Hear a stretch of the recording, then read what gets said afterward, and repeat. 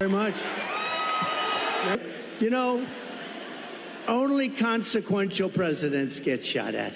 The Chinese have targeted Mexico as a prime export market. Across the U.S. border, the country has seen an influx of Chinese-made new energy cars. This is a dangerous business, and we have to keep it safe.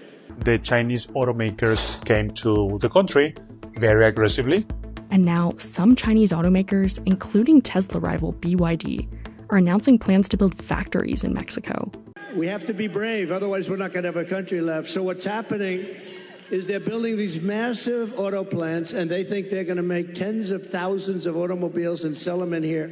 No tax, no nothing. It's not. But for the U.S., there's concern this might be a part of a larger strategy. The Chinese would love to access the U.S. market because there are profits to be made in the U.S. market. Getting in directly to the United States market is tricky because of the tariffs and other obstacles. And so I think many of these Chinese automakers look at Mexico as a backdoor in the United States of America. Right now, they're building some of the largest auto plants anywhere in the world ever built. I have a friend that does that for a living, very good at it. He's the best, I think.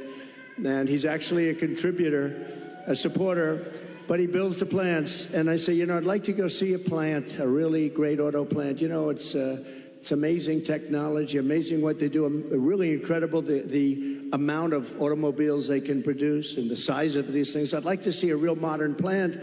Very much. Thank you.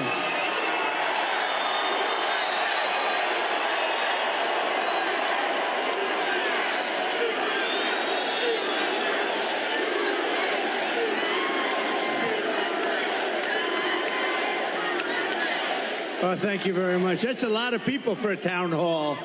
Nobody's ever seen a town hall like this. You know, a town hall is supposed to have about 300 people. You have about 8,000 people here.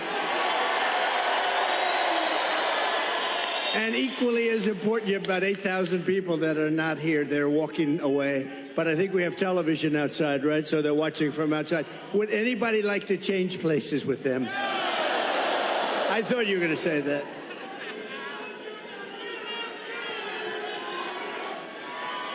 Thank you, everybody. Hello, Sarah. Mr. President, nobody's ever seen anything like it.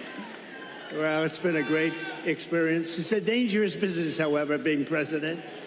It's a little bit dangerous. It's, you know, they think race car driving is dangerous. No. They think bull riding, that's pretty scary, right? No.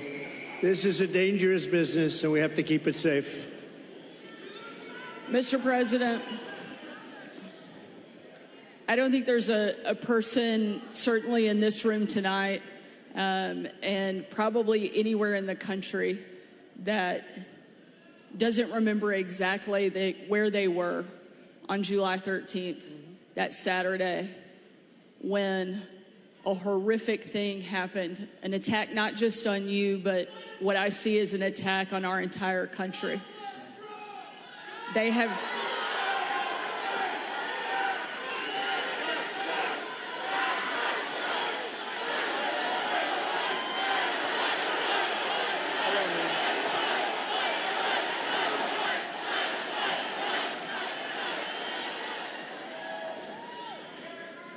I joined with everyone in...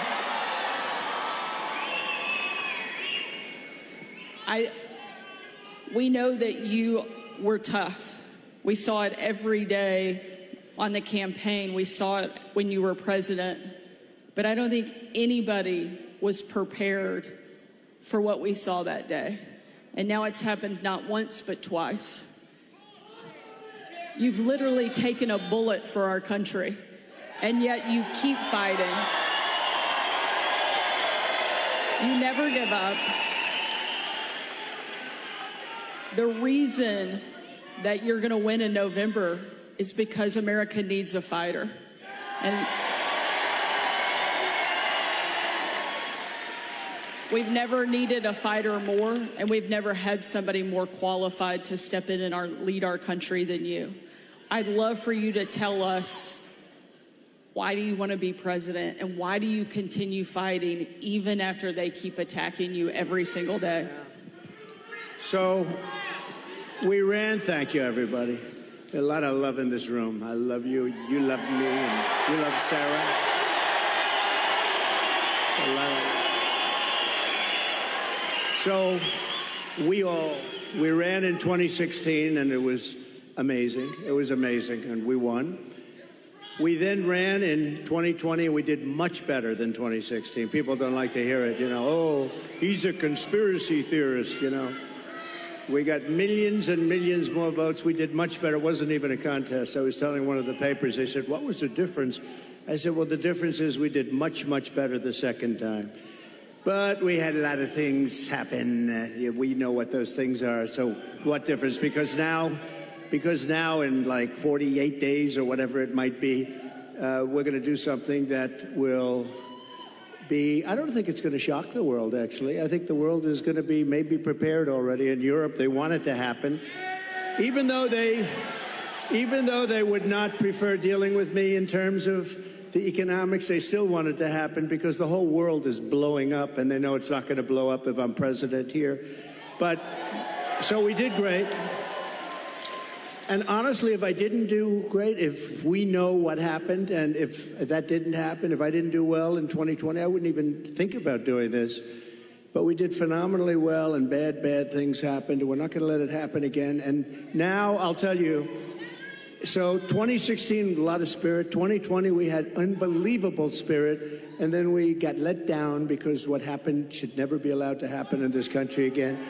But I have never seen the spirit like I've seen right now for this race. Never. Ever.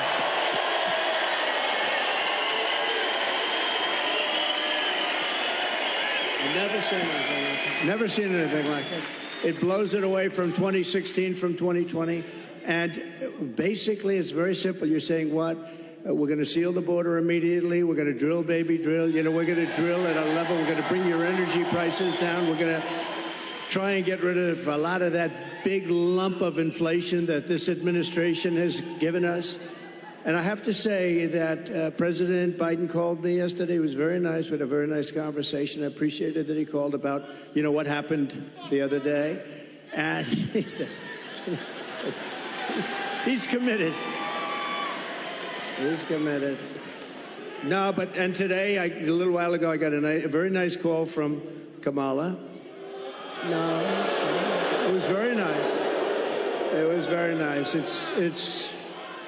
It was very, very nice, and we appreciate that. But we have to take back our country. We have to win. We're going to win, and we're going to make America great again. That's all there is to it. Very simple, right? This crowd will all be voting for you.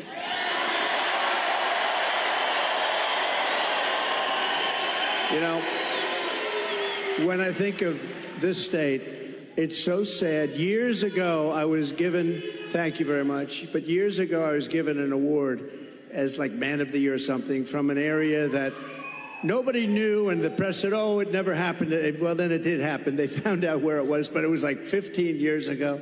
A beautiful area, but nobody remembered it. Nobody remembered it all. All of a sudden, like through a miracle, they found out it did exist, and it was there. And I had the speech, and the speech was, don't let them take your automobile industry away. They're taking your automobile industry away.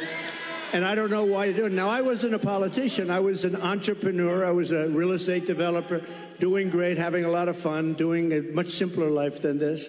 Who would think that a developer's life is simple, but it's a lot simpler than this. But I said, don't let them do that, because here I am in Michigan, and I was getting an award, and I'm making a speech. I'm saying, what am I going to say? But I just watched Common Sense. I saw them leaving for Mexico, leaving for China.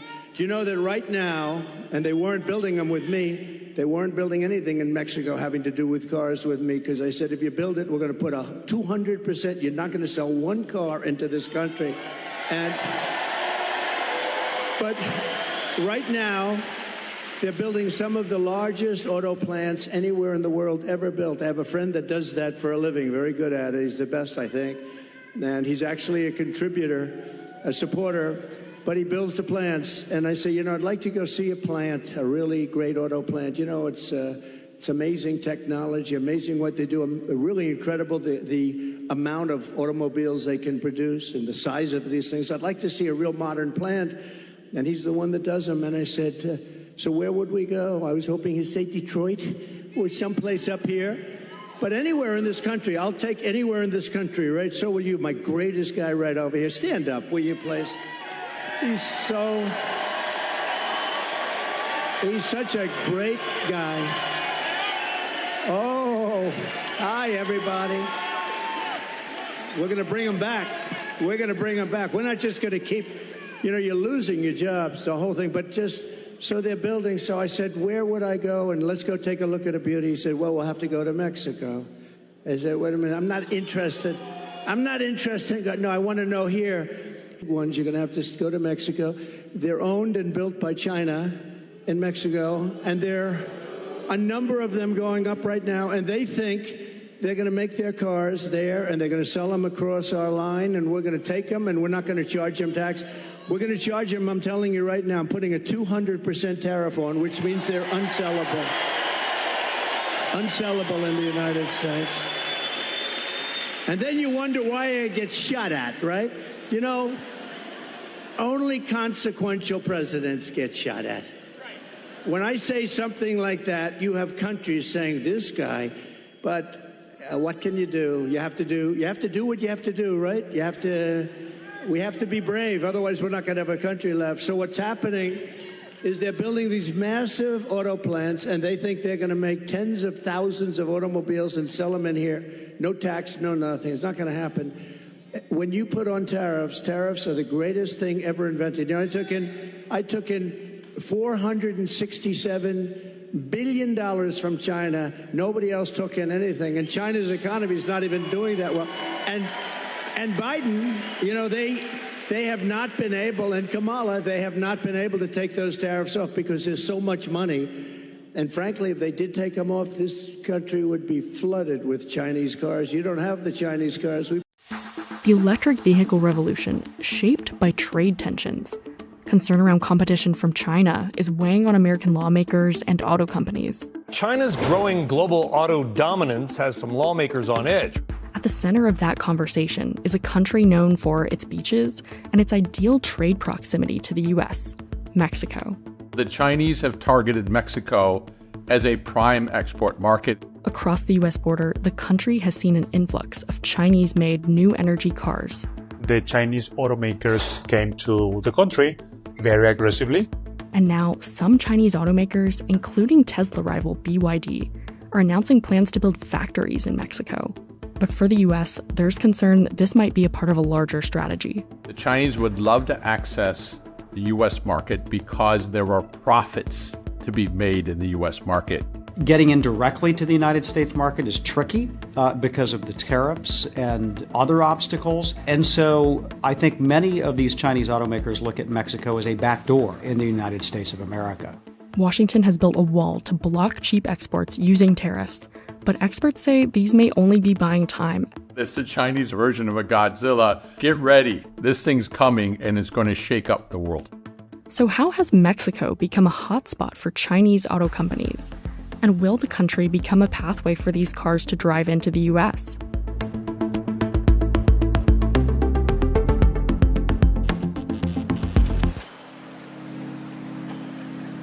Chinese automakers are winning over millions of drivers around the world. Last year, China produced over half of all electric vehicles sold worldwide. Supported by government subsidies and lagging domestic demand, Chinese EV makers have had to look overseas to sell their cars. Last year, China overtook Japan to become the world's largest auto exporter, sending 4.9 million cars overseas. And 1.2 million of those cars were electric. China has built up such automotive production capacity that it can't possibly sell all of those vehicles in China, so it has to look to other markets. Almost overnight, Mexico has become a major market. Chinese automakers are becoming more international. So Mexico fits in this broader story of Chinese companies trying to access new markets. In 2023, the country was the leading importer of cars made in China, importing a total of $4.6 billion worth of Chinese vehicles. That's compared to $4.4 billion from US-based companies. In May, BYD launched a brand new hybrid pickup truck in Mexico. It was the first time the company had debuted a new product outside of China. And Mexican consumers are quickly embracing Chinese-made EVs. Last year, 1 in 10 vehicles sold in Mexico were made by a Chinese company, outpacing every other foreign country. Even consumers weary of electric cars are drawn to Chinese EVs for their affordable price tags. BYD sells its Dolphin Mini in Mexico for around 398,000 pesos. That's around $21,000, a little less than half the price of the cheapest Tesla. The Chinese automakers came to the country very aggressively. They have, to be honest, very good promotions. Chinese cars, it's a good product that sells at a very reasonable price. Experts say China's entrance to Mexico follows a broader strategy to target emerging economies, which can be friendlier to foreign investment. Latin America, parts of Asia, and the Middle East have all seen influxes of Chinese-made cars in recent years. Unlike the developed economies, the emerging ones are less complicated, less complex in terms of regulations, and I'm talking about safety standards or emissions standards. So the Chinese car makers, if you look at the figures, they are gaining traction faster in those economies than in the developed economies. For example, Latin America, which the current government in Brazil was quite enthusiastic about welcoming BYD's newest investment. They now have a factory in Brazil that they're building. Similarly, I think the biggest recipient of Chinese investment in terms of new electric vehicle factories is Thailand. So usually these companies go where they're welcome. Earlier this year, multiple Chinese automakers have announced plans to open EV factories in Mexico. Mexican states Durango, Jalisco, and Nuevo Leon have even offered incentives to Chinese automakers to open manufacturing operations. These include tax breaks, free land, and help hiring labor. Experts say this process of nearshoring, or bringing production closer to the final target market, would benefit both parties. For Mexico, the factories would bring jobs and limit the cost of importing so many cars. For Chinese companies, they could increase a foothold in the North American market. But this is what has Washington worried. Mexico is already a manufacturing powerhouse, serving as a hub for many international auto brands. Tesla has been exploring manufacturing sites in the country, although plans are on hold for now. This started in the mid-90s with the signing of the North America Free Trade Agreement, or NAFTA, which removed tariffs on many goods traded between the US, Mexico, and Canada. The big winners were auto companies. The most recent iteration of the trade agreement was enacted by Donald Trump in 2018. It's called the US-Mexico-Canada Agreement, or the USMCA. First, the Germans came, Audi, BMW, and then the Japanese came, Toyota, Honda, and then lastly the Koreans came, Hyundai, Kia, and others. Some people now are arguing that the next wave is going to be driven by Chinese companies. Mexico is an attractive production platform, not only for Chinese companies, but for other companies as well, in part because of that free trade access that it has to the American market. And it can do something that in trade terms is called circumvention. In order to sell its overcapacity of cars, China needs to access wealthier markets like the US and Europe. But so far in the US, they've been blocked by tariffs and political tension. To get around these barriers, China could take advantage of the USMCA. It would look something like this. If a Chinese auto company were to set up operations in Mexico or Canada and prove that the majority of materials that they use to build their cars are sourced locally, they could export their cars into the US market virtually duty-free. For EV production, Chinese automakers have narrowed in on Mexico for its manufacturing infrastructure, low labor costs, and most importantly, proximity to the US. It's a strategy that Chinese companies have used before. For more than a decade now, China and the United States have been playing a high-stakes game of whack-a-mole when it comes to trade policy tariffs and try to get into the market. And we've seen China do this in other types of manufacturing, from appliances to auto parts to steel. And so autos is the next logical sector for China to scale up investment in Mexico. It's a potential scenario that terrifies U.S. officials and automakers. If they're able to do that, set up in Mexico to manufacture the United States, they would definitely pose an imminent threat to American automakers. If for no other reason, because their costs would be lower. Really, the most lucrative market in the world, in a lot of ways, is the American market. We're only 5% of the world's population, but we consume 20% of the world's goods. We are great at consumption, and Americans like a deal. And if they were to see a Chinese-made EV that comes in at $15,000 or $20,000, they're very price motivated, and these things could potentially wipe out a lot of the U.S. competition.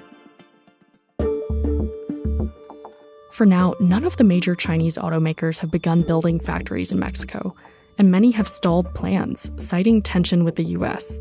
The sentiment among the Chinese automakers I've talked to is that things are so tense between the U.S. and China right now that now's not the right time to come and invest in the U.S.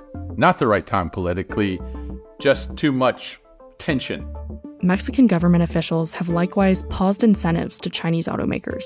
BYD has publicly walked back intentions to enter the U.S. market, at least for now. They're not ready. But then for BYD, we are ready. The USMCA is set to be reviewed in 2026, and who leads that discussion from the White House remains up in the air. At the Republican National Convention in July, Donald Trump made a pitch for Chinese companies to set up shop in the U.S. if he were to become president. Those plants are going to be built in the United States, and our people are going to man those plants. I know, and look, I've heard Donald Trump say a couple of times that he wants to see those Chinese companies come to the United States. I think that would be a massive mistake. Experts say this could be detrimental to the American auto industry. When you look at, for instance, the flat glass industry in the United States, you think of the big windshields that are put on automobiles. We used to make a lot of those in the United States, all over the state of Ohio, many other places.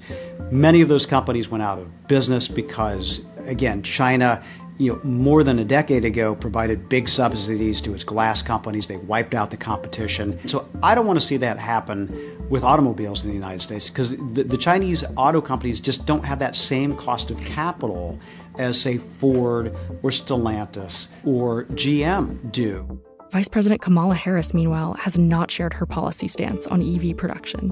When will the Chinese actually begin to invest in the United States or Mexico to manufacture? Not before 2026, I'd say, is the quickest we'd see something happen. And so much depends on how the next administration wants to play things. In the meantime, Mexico still remains in the crossfire of a trade war between two global superpowers in the EV revolution.